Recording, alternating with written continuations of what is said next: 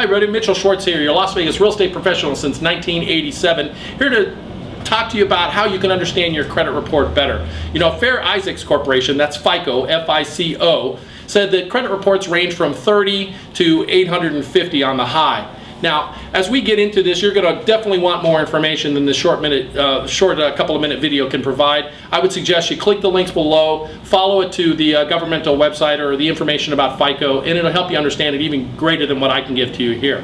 So let's talk briefly. There are basically 5 places where your credit is rated.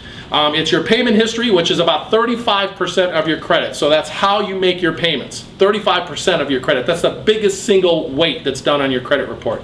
Then there's the amounts that you actually owe relative to the amount of credit that you have. So if you have a $10,000 credit line and you have a $8,000 balance, your credit score for that account will probably be lower than a person that has that same account with only a $2,000 balance.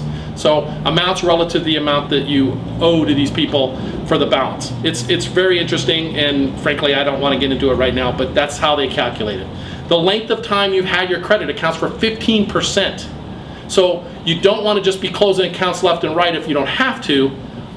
I suggest that if you've got older credit, you keep that, just keep the balances low. 15% of it is the length of time you've had your credit. New credit will account for 10% of it. So that's new things that you've gone out and done. Maybe it's a new credit line or running scores, that sort of thing.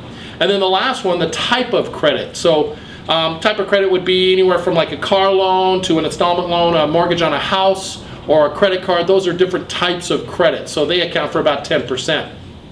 Now, with that all being said, there's no one in particular that's going to kill you.